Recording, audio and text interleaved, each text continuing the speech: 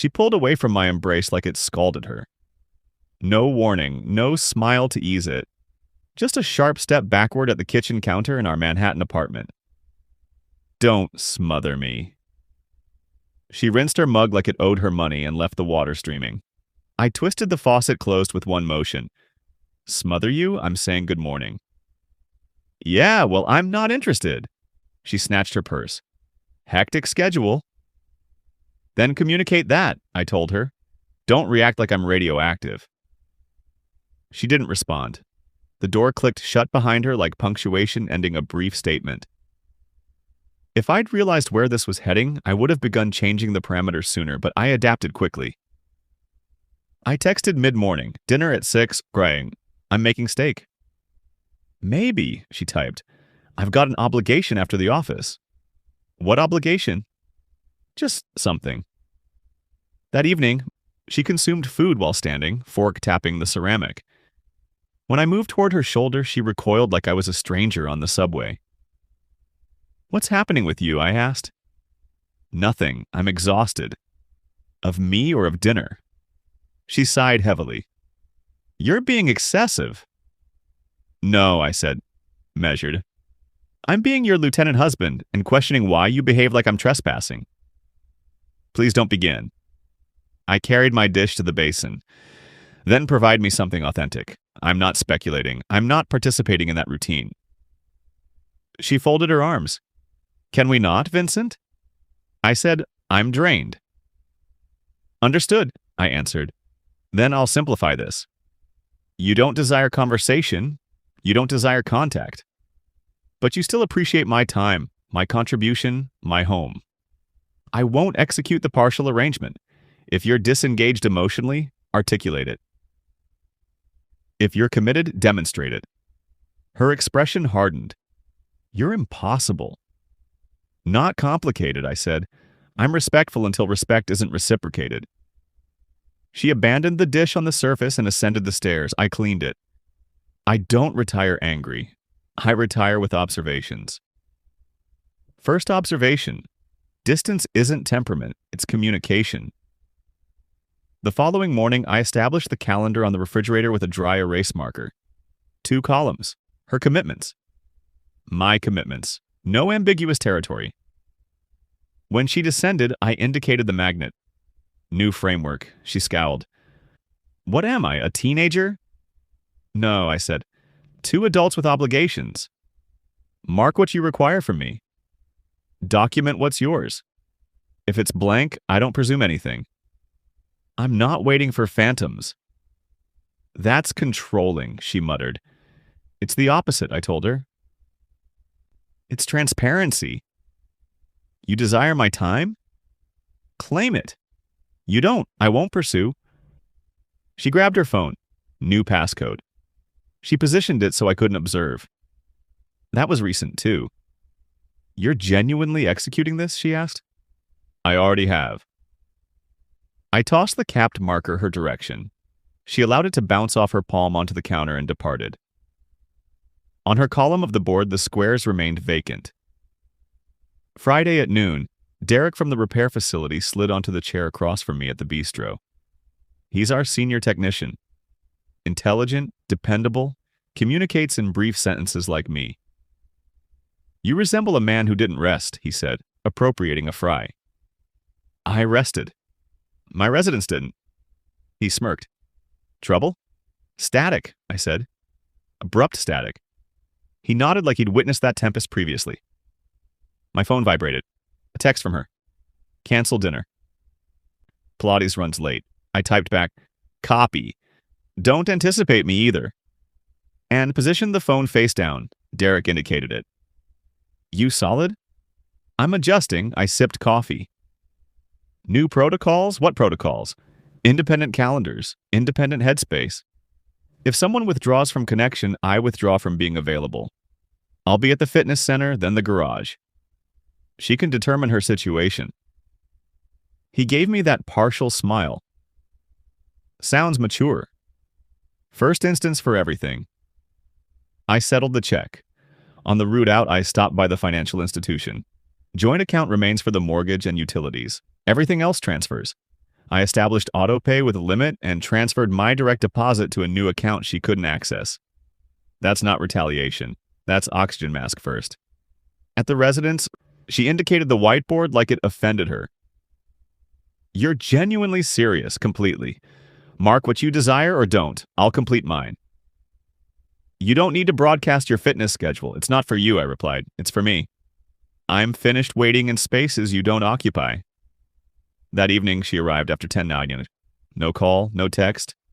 She moved silently, heels in her hand, eyes on the staircase. I sat at the table with invoices.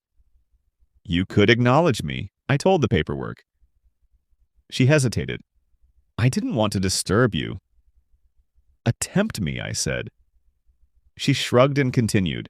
The silence wasn't tranquility, it was a secured barrier. Saturday morning, she positioned a slice of bakery cake in front of me like an offering. I was harsh on you. The office is intense. I overreacted. I examined the cake, then at her.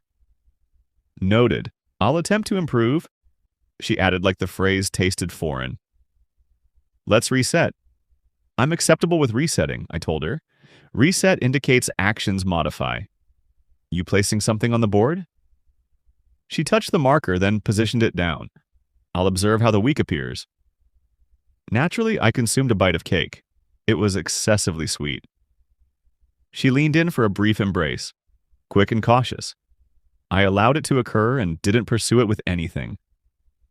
That evening, I glanced at our email on the laptop to retrieve a receipt for the garage and discovered a hotel booking confirmation in the shared folder. Reservation at the Chelsea Boutique Hotel. 11:30 p.m. check-in. The night previously, she'd mentioned Pilates. I closed the laptop. Different observation. When reality and statements don't align, believe reality. Sunday. We were at Rebecca and Thomas's rooftop barbecue in Brooklyn. Urban scene, children circulating, men surrounding a grill, the standard. Rebecca is her friend, precise with casual conversation. Thomas is a direct individual who appreciates machinery more than people. We're on the terrace. Rebecca asks her, "How are you two?" Friendly curiosity. My wife laughs excessively loud. He's acceptable, she says, gesturing at me like I'm furniture. Just needy lately. I positioned my beverage down. I'm present here. Rebecca attempts to soften it. She's joking. Not genuinely, my wife says. Eyes on me. He requires constant updates like a puppy. Careful, I told her. You're confusing standards for neediness. Oh, here we proceed, she says. The sermon. No, I said evenly. The boundary. I examined Rebecca and Thomas. I'm not interested in being ridiculed in company. That ceases. The terrace became silent. Thomas rotated a burger like a man altering the subject with meat. She snorted. You're being sensitive. If that's the narrative you require, document it in your journal, I said. But not here. Her jaw worked. Rebecca attempted a bridge. Let's acquire plates, but I was already standing. I'm departing, I told them. Appreciation for the invitation. Seriously? My wife snapped. You're going to create a scene? No scene, I said. Boundary. I shook Thomas's hand. Food smells excellent, I added to him. He nodded once, satisfied, like I just secured a bolt. On my drive to the apartment, I called a number a technician at the facility had provided me months ago for a different matter. Rodriguez, a local private investigator who charges like a specialist and communicates less. He answered on the second ring. Rodriguez. I require discreet, I told him. No theatrics. I desire clarity, not drama. Name, schedule, vehicle, photo, he said. Email it. I'll circle back. Timeline 2 weeks. He disconnected. Efficient. I appreciated him. That night, she rested on the distant edge of the bed. In the morning, she departed early. New fragrance, new energy, new secrets. Within days, the pattern established. Evenings out with the women. Phone face down. Sudden laughter in the corridor when she thought she was alone. My calls proceeded to voicemail when she was occupied, but her screen illuminated rapidly for whoever else was not me. I didn't argue. I adjusted. I transferred more of my tools to the garage, began remaining later. Accepted a Saturday assignment tuning a colleague's Ducati in his garage across Manhattan. A compensated favor that maintained me out of the way and satisfied. I eliminated our couple's evening with the neighbors. Not executing the 2-hour performance anymore, I told her. If you desire time with me, you know where to position it. I indicated the whiteboard. It remained vacant except for her Pilates class, which apparently lasted till midnight near a hotel lounge. A week later, Rodriguez emailed a secure link. No commentary, just facts. Timestamps, locations, parked vehicle, same dark coat appearing beside her in reflection. After reflection, a booth in a restaurant, a walk to a building. Then the critical material, hotel lobby footage. Her entering. 20 minutes later, 3 additional individuals arriving. 2 men, 1 woman. All proceeding to the same floor.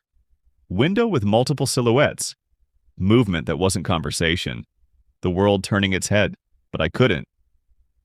I sat at my workbench at the garage with my laptop open. Derek walked in, observed my expression, and stopped. "You require a moment?" he asked. "I already consumed it," I said. I closed the laptop. "I'm solid." He tilted his head. "You certain?" "Completely." My voice was steady because my decision was, there's a point past which conversation is charity. I'm not a charity. If you're watching this, hit that subscribe button and turn on notifications. Your support means everything. On my lunch break, I called a lawyer I knew through a supplier, a composed woman named Martinez. I laid out the situation in bullet points. She didn't pry. "Do you desire to fight or finish?" she asked.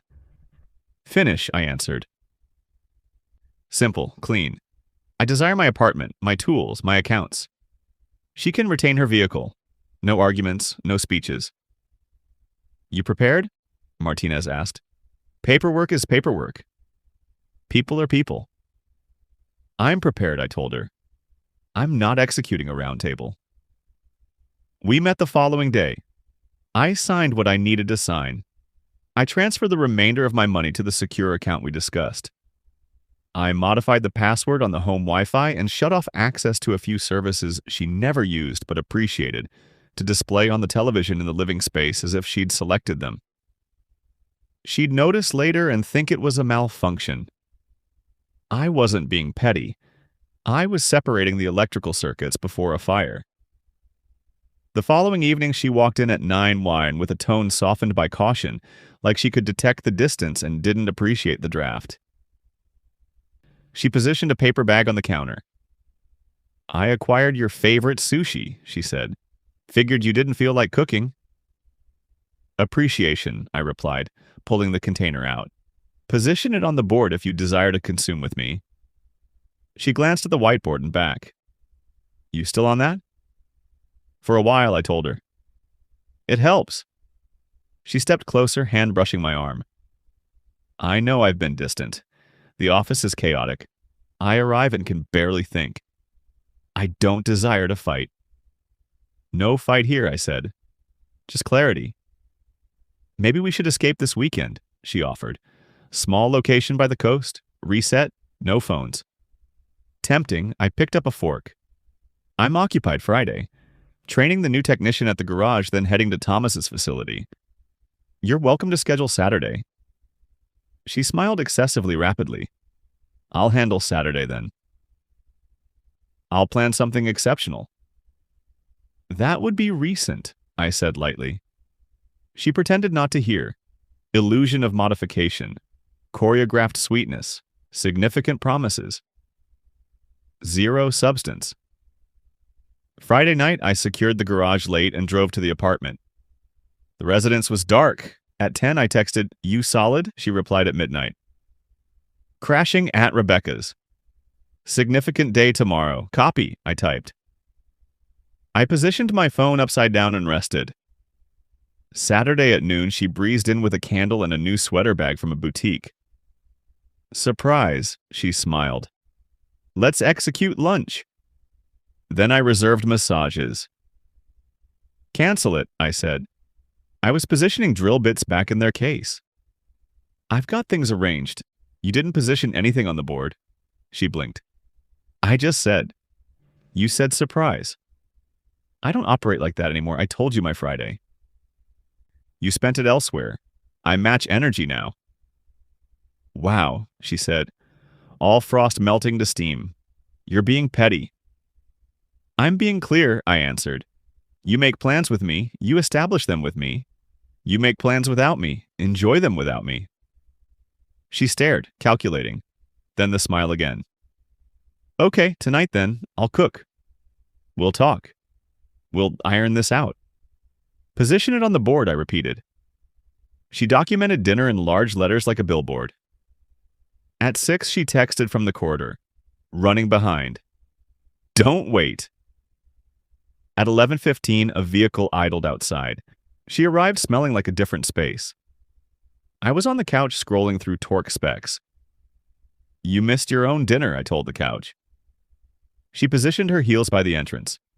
I told you I was running behind. 5 hours behind. Don't begin. Not beginning anything, I stood, switched off the lamp, and left her alone with her echo. Behind me, she said, You're genuinely executing this to us? No, I responded over my shoulder. I'm finished having it executed to me. The next week, Martinez messaged. Documents ready. Rodriguez had already sent the full report. Dates, times, a summary concise enough to frame, including the hotel footage, the multiple participants, the pattern that wasn't yoga or Pilates or any acceptable explanation. I printed what I needed and positioned it in a folder.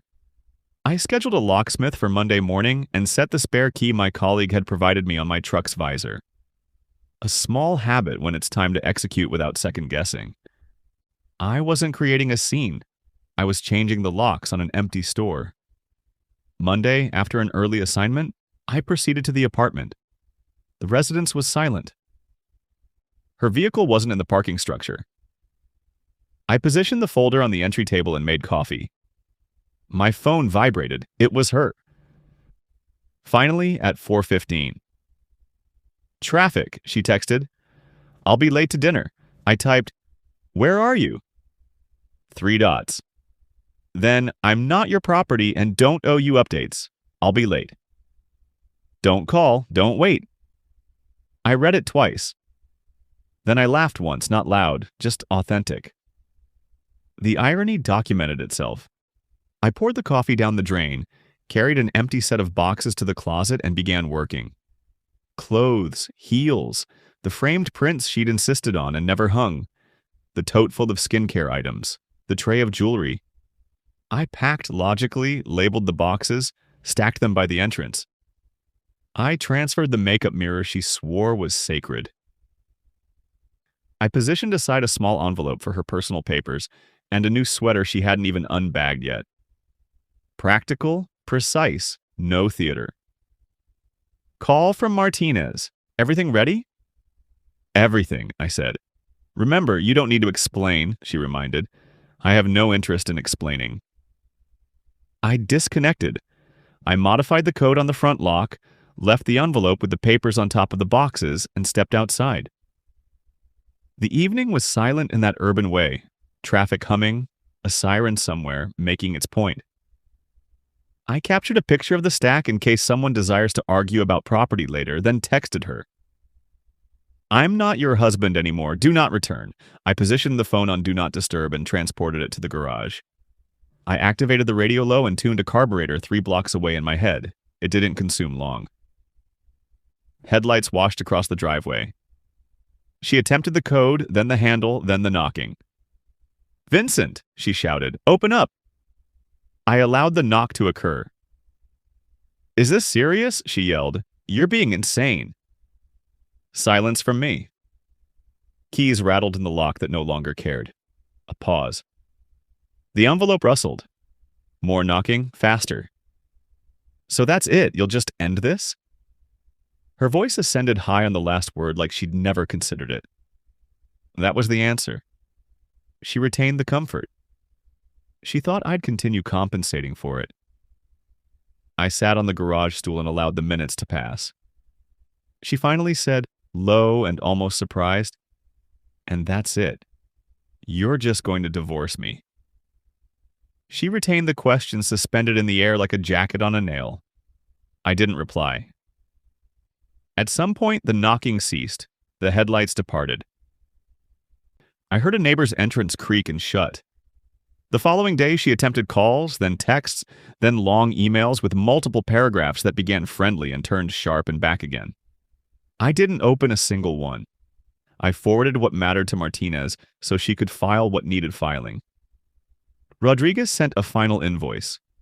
I compensated it with a thank you. Clean is a beautiful word. Rebecca reached out. "What's occurring?" "She's a disaster." "I wish her well," I typed. "I'm finished." Rebecca called. I allowed it to proceed to voicemail. Later, Thomas stopped by the garage under the reason of requiring a torque wrench. He leaned on the counter, resembling a man attempting not to step on a mine. "You okay?" he asked. "I'm acceptable," I said. "She's telling people you overreacted." "People can select their own narratives," I replied. "I've got mine." He nodded. "I observed the board," he added, meaning the whiteboard. "You weren't incorrect." "I wasn't anything," I answered. "I was finished." He departed with the tool he didn't need. Derek walked in a minute later. "You desire tacos or silence?" "Silence," I said. He handed me a taco anyway. Solid friend. She appeared 2 more times, each less certain than the last, each time discovering her boxes transferred from the entrance to a rented storage unit, receipt taped to the door with a code and a simple note. "Your things are secure. Arrange pickup. No back and forth, no performance." She attempted the neighbor, she attempted Rebecca, she attempted her sister. None of that modified a code on a lock. A week later, I was at the fitness center early when a guy approached me between sets. Mid-30s, neat, like he just departed an open house. He resembled one of the silhouettes from Rodriguez's photos. "You, Vincent?" he asked. Some days he shifted. "She told me you were separating." "She tells numerous people numerous things," I said, not interested in teaching him the wheel and fire. "You desire something?" He shook his head. "Just wanted you to know it's not." "Stop," I said. "I don't need a speech from you. I'm solid." He swallowed and departed. That was the last curiosity I indulged. Before we continue, I want to say thank you for being here. If this story resonates with you or you know someone going through something similar, please share this video. And don't forget to like and subscribe. Your support helps me keep creating content that matters. Work improved because my head wasn't a fog machine anymore. I accepted a fleet account, hired another technician. I rested 8 hours because I earned 8 hours. My apartment became silent in the correct way. I replaced the whiteboard with a corkboard of project timelines. If someone desired me, they still had to claim time, but now the only one documenting on it was me. A month out, Rebecca texted again.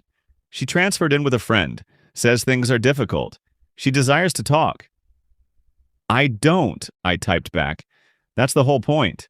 I purchased a used pickup I desired for years because I no longer had to justify purchases to someone allergic to the word we." I accepted a weekend road trip to a location 2 counties over and sat on a pier with a sandwich and no expectations. On Monday, I stopped at a coffee establishment and met a nurse named Jessica when she asked about the grease under my fingernails. She had a quick mind and a slower way of making eye contact that didn't feel like a test. We talked about ordinary things, shifts, traffic, why people point their feet toward what they desire.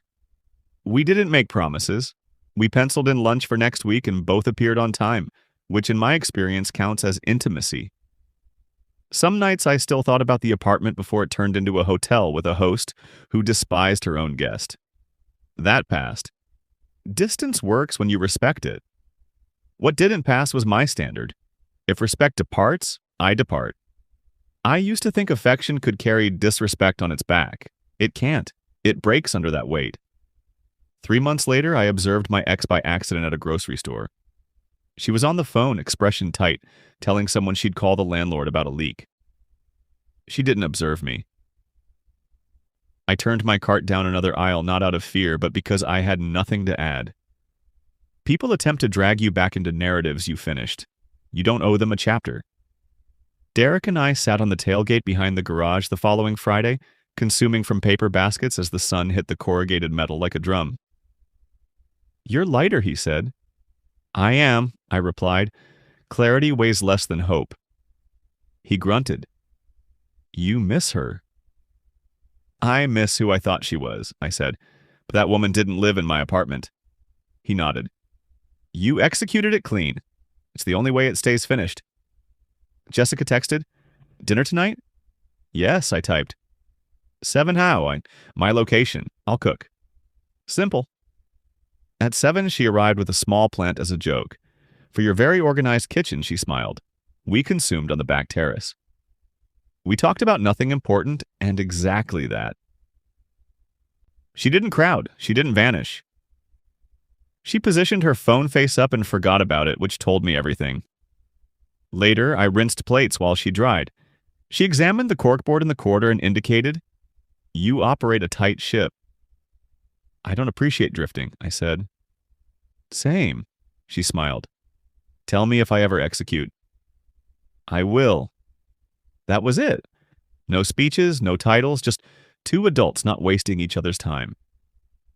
Before she departed, I walked her to her vehicle.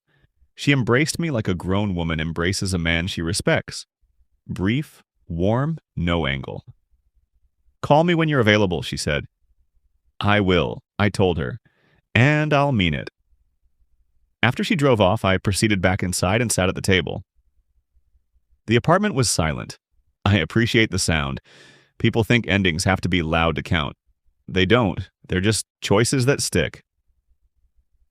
When I finally transported the old boxes to the storage unit, there were 2 left unclaimed.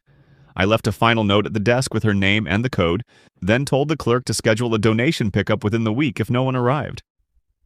I walked out lighter than I walked in. The neighbor waved.